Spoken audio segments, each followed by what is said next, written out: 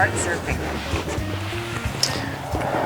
I first started surfing at, if you could call it surfing, at San Clemente T Street when I was 9 years old. I'd run and go grab surfboards that would float in and go play on them until the big guy came in and grabbed them.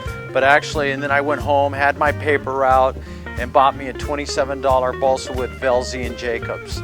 So I started on balsa wood down at Doheny, where all the surfers go, in 1958. What was it about surfing that most intrigued you? I don't know, I just see everybody out there standing on surfboards riding waves, and it would just look like so much fun. I just loved it. And so I'd grab the boards that would come to the beach and just play with them. But I would also ride rafts and play in the water, and at low tide in the tide pools with my skimboard, and so I was just a little beach rat, just running around. And when I was like 4 and stuff, we lived on the sand at Huntington Beach, right on the sand. So we'd just play all day in the sand. When did you first go to Hawaii? My first trip to Hawaii was in 1950.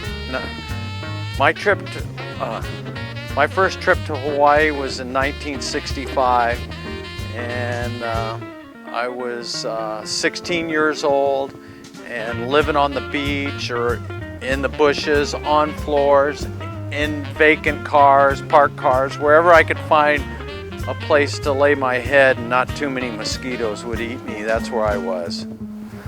Who were your idols?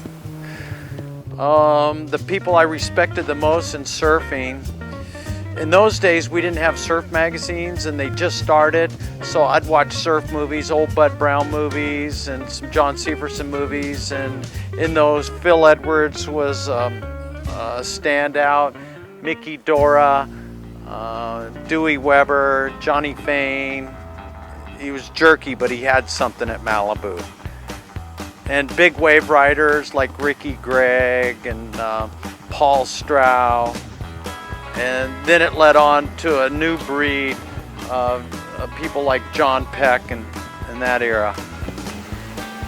So there wasn't what would be considered professional surfing at that time. How did you support yourself? I was living with my mom and dad in Huntington Beach.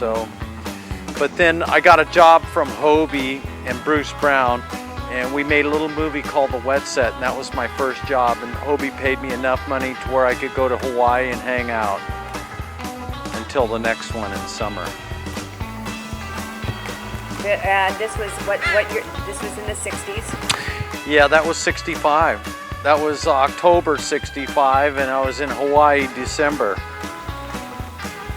And that was kind of just the start of really the drug culture there? Yeah, people were smoking pot, it wasn't, you didn't do it in public, and and also, LSD was legal then, so people were dabbling with that, but mainly smoking pot.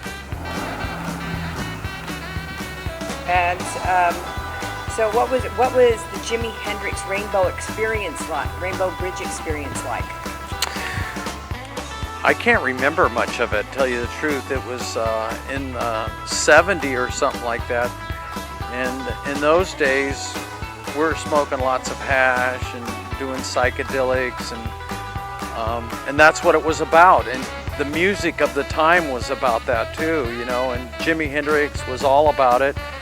And I remember going to Malaya and meeting up with Mike and Melinda Hinson and surfing over there and making some surfboards and doing different things. It was a pretty crazy time, and Hendrix played on the side of the crater, and it was just a big love fest. You had been good friends though with Michael Henson way before the Jimi Hendrix experience, correct? Oh yeah, Mike and I were good buddies back in the early, 65 and around then. He'd come up to Huntington. I'd see him down at in San Diego in Black's, and we'd go surfing down at Black's and hang out. And Skip Fry was hanging out, and there was a few other guys. We all hung out and went surfing together. Didn't you live by him on the North Shore? And in '67, Yeah, I think it was, yeah, 67, the winter of 67, 68. Gary Chapman and I lived together. Jock just moved out, but that was at Bonsai Beach, and that's the first year off the wall and back door was really ridden. We'd see rights coming down from Pipeline, and so we just started paddling up to them and surfing them, and we called it Pipeline Rights. And the people that sat on the wall called it Off the Wall. So that's how it's got its name, I think. But we'd surf there all the time, and Mike was next door. He had a shaping room, he had a lot of money. He had blanks, and I got a couple blanks from Hobie or Harbor or somebody. Anyway, I made some boards, and they were just epic boards, and boards were changing right there, or right then, and we're listening to Hendrix, the Doors, the Airplane, the Beatles, the Stones. It was all going on.